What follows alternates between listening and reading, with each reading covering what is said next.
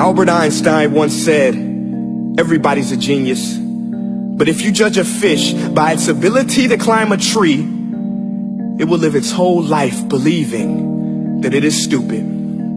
Ladies and gentlemen of the jury, today on trial we have modern day schooling. Glad you could come. Not only does he make fish climb trees, but also makes them climb down and do a 10-mile run. Tell me, school, are you proud of the things you've done?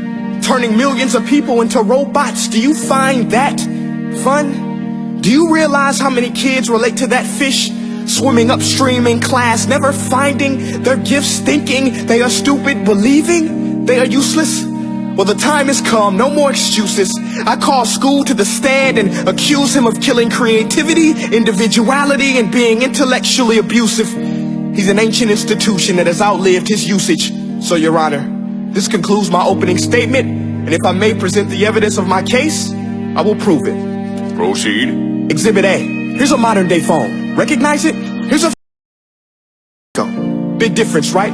Stay with me. Here's a car from today, and here's a car from 150 years ago.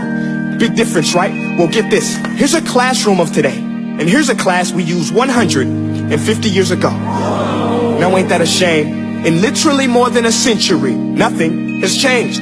Yet you claim to prepare students for the future?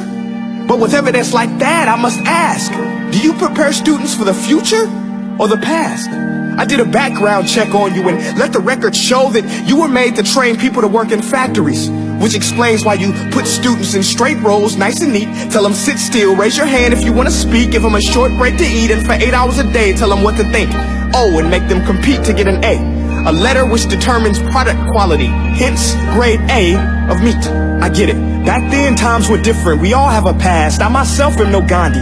But today, we don't need to make robot zombies. The world has progressed. And now we need people who think creatively, innovatively, critically, independently, with the ability to connect. See, every scientist will tell you that no two brains are the same.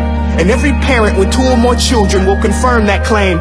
So please explain why you treat students like cookie cutter frames or snapback hats, giving them this one-size-fits-all crap. Watch your language. Sorry, Your Honor, but if a doctor prescribed the exact same medicine to all of his patients, the results will be tragic. So many people will get sick, yet when it comes to school, this is exactly what happens, this educational malpractice, where one teacher stands in front of 20 kids, each one having different strengths, different needs, different gifts, different dreams, and you teach the same thing the same way? That's horrific. Ladies and gentlemen, the defendant should not be acquitted. This may be one of the worst criminal offenses ever to be committed. And let's mention the way you treat your employees. Objection. Overruled. I want to hear this. It's a shame. I mean, teachers have the most important job on the planet, yet they're underpaid? No wonder so many students are short-changed. Let's be honest. Teachers should earn just as much as doctors, because a doctor can do heart surgery and save the life of a kid.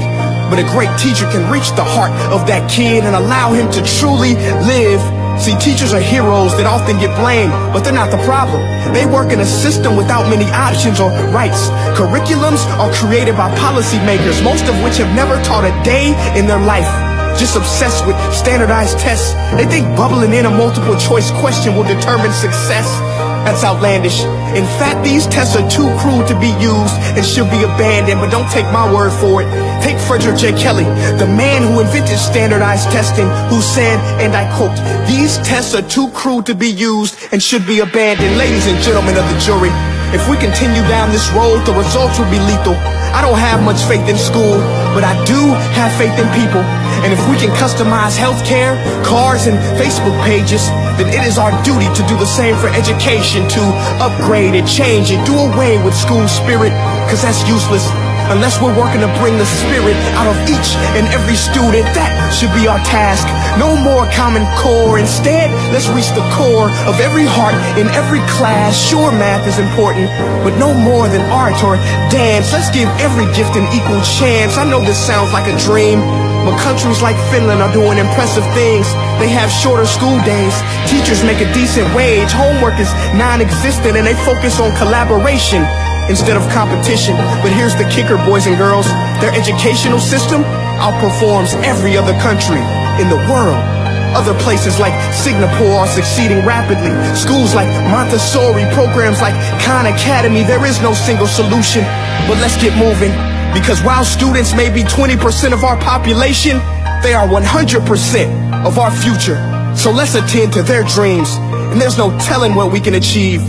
This is a world in which I believe, a world where fish are no longer forced to climb trees. I'll rest my case.